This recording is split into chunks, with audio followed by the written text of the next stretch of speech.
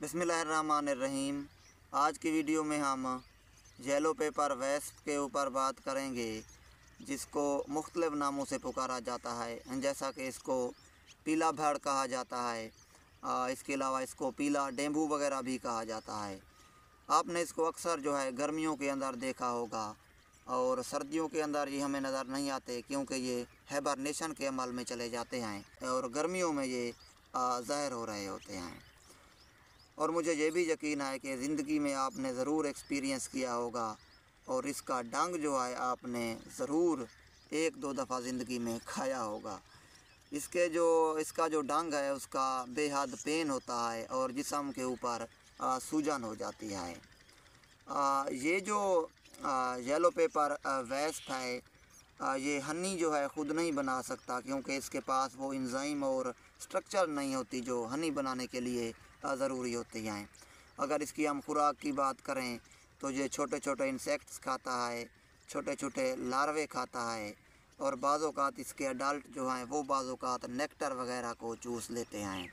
ये इंतहाई जहरीला तो नहीं है, लेकिन बाज़-औक़ात इसके काटने से डेथ भी हो सकती है, और वो उन लोगों की डेथ हो सकती है जो कि इम्यूनो कंप्रोमाइज्ड पीपल होते हैं, यानी जिनकी इम्यूनिटी कम होती है और जिनको एलर्जिक रिएक्शन हो जाए, उनके डेथ होने के चांसेस बढ़ जाते हैं। बहरहाल एक दो येलो पेपर वेस्ट के काटने से डेथ नहीं हो सकती। अगर काफ़ी सारे आपको एक साथ काटें, और वो भी अगर आपके सर के ऊपर या गर्दन के ऊपर या किसी ऐसी नाजुक जगह के ऊपर काटें, तो डेथ के चांसेस होते हैं। गर्मियों में ये हमें अक्सर नज़र आ रहे होते हैं, जहाँ पर पानी के सोर्सेज होते हैं, ज़राए होते हैं, और ख़ास तौर पर जहाँ पर गंदा पानी हो, ये वहाँ पर हमें नज़र आते हैं, क्योंकि वहाँ पर छोटे मोटे इंसेक्ट्स या लार्वे वगैरह होते हैं, तो ये अपनी खुराक को तलाश करने के लिए वहाँ पर मौजूद रहते हैं।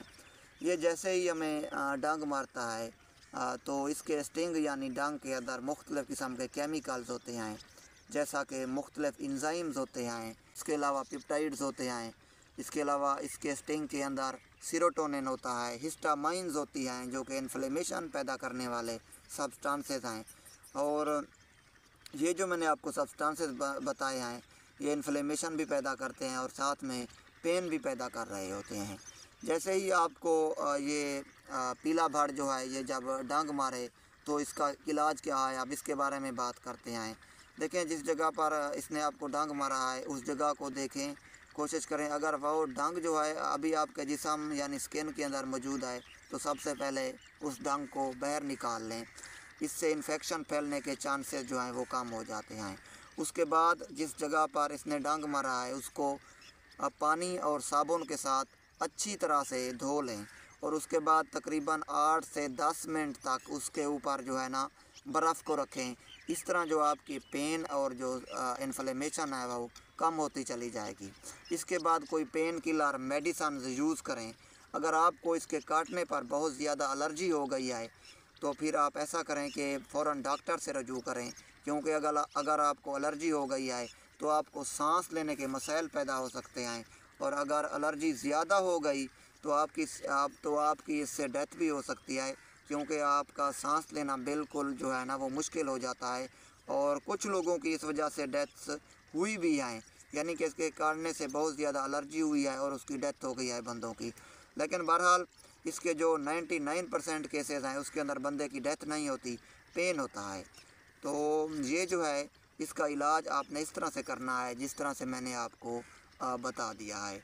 इस जो येलो पेपर वेस्ट है, इसकी 5 आँखें होती हैं, और इसकी देखने की जो रफ्तार है, जो सलाहियत है, वो काफ़ी तेज़ होती है।